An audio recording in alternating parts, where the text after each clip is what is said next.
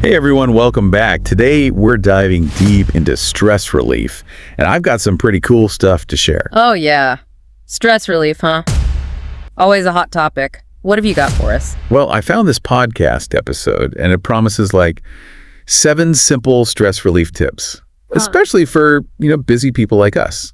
7, huh? Okay, I'm listening. I'm always up for some new strategies. It really grabbed my attention because it talks about how these tips are small, easy to fit into a hectic day. I like the sound of that already. Small and easy, that's key, right? Because who's got time for a total life overhaul? Exactly. But, I'm always a little skeptical. You see those quick fix promises everywhere. Oh, absolutely. But I think what's interesting here is that it's not about some drastic change. It's about sustainable small changes. Right. Like building those, what do they call them? Micro habits, I think. Micro habits, yeah. That's the buzzword, isn't it? But does that stuff really work? Well, it can be surprisingly effective. Think about it. If you've never meditated before and you try to sit for a whole hour, you're probably going to give up pretty quickly, right? Yeah, no, absolutely. I'd be out of there. But if you just start with, 5 minutes a day, it's way more manageable. And chances are you'll actually stick with it. Okay, yeah, that makes sense. I can see that. And over time, those little things, they add up. They can really lead to some big changes. So how does this podcast break down these stress-busting micro habits? Well, I haven't actually listened to it yet. We're going in blind here. Oh, right. Always fun.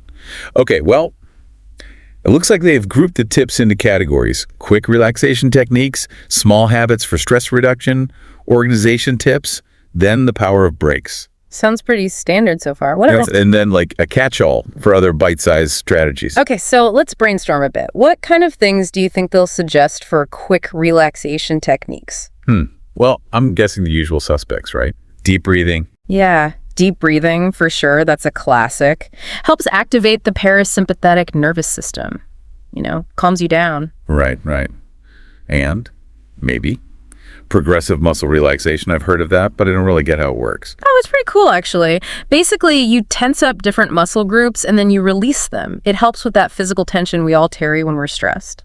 So it's like tricking your body into relaxing. Kind of. You're basically interrupting that whole stress response cycle. And it helps you become more aware of the physical sensations of stress. Huh, interesting. So it gives you a way to, directly deal with it. Exactly. Okay, I'm kind of liking this already. What about those stress-reducing habits? Yeah. I bet they say something about cutting back on caffeine. Oh, for sure. That's almost a given. Caffeine, it's a stimulant, right? Yeah. So it can make you more anxious, messes with your sleep. And both of those things, they just make stress worse. It makes total sense. Yeah. What else could fit in that category? Maybe something like mindful walking. Just getting outside, focusing on your surroundings helps clear your head. Okay, yeah, that sounds nice. So we've got deep breathing, muscle relaxation, ditching the extra coffee, taking mindful walks. What about the organization category? I'm guessing it's all about to-do lists and calendars. Probably. You got to stay organized, right? Right. Prioritizing your tasks, using those time management tools, helps you feel more in control, which, let's be honest, can be a huge stress reliever when you've got a lot on your plate. Absolutely. It's about working smarter, not harder, as they say. Exactly. But sometimes, even with the best planning, you just need a break. And the source talks about that too, right? The power of breaks. Oh, definitely. That's essential. But I'm curious what they suggest, because it's easy to say take a break, but what does that actually look like? Yeah, good point. Well, they go beyond the typical go for a walk advice. There's some interesting stuff about aromatherapy, using essential oils to create a calming environment. Oh, aromatherapy. Huh. I can see that. Certain scents can definitely be relaxing. And get this, they also talk about digital boundaries. Digital boundaries. Now that's interesting. Like what? Putting your phone away. Yeah, exactly. Setting specific times to check email and social media so you're not constantly bombarded with, notifications and stuff. That is so important. I think we all underestimate how much that constant stimulation adds to our stress levels. Right. I'm definitely guilty of that. Always checking my phone. It's so easy to fall into that trap. But the idea is, if you're more mindful of your digital consumption, you create more mental space for yourself. You don't feel so overwhelmed. I like that.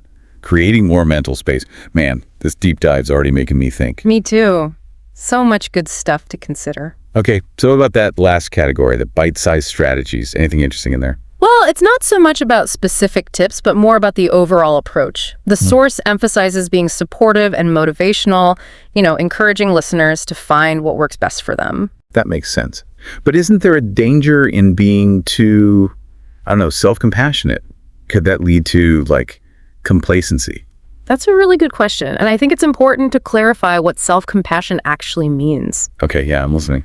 It's not about letting yourself off the hook or ignoring problems. It's more about treating yourself with the same kindness and understanding that you would offer a friend. Okay. It's about recognizing that you're doing your best in tough situations, offering yourself support instead of criticism. I see the difference. So it's about being kind to yourself, but not losing that motivation to grow. Exactly. And that can be so powerful in reducing stress because it shifts your mindset from self-judgment to self-acceptance. Yeah, that makes a lot of sense. It's like taking the pressure off yourself. Right.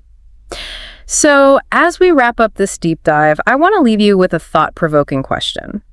How could incorporating just one of these tips into your daily routine shift your overall stress levels? That's a good one. It really gets you thinking. What small change could you make today right now to start feeling a bit lighter, a bit more in control? Love it. Thanks for joining me on this deep dive. It's been an eye-opener.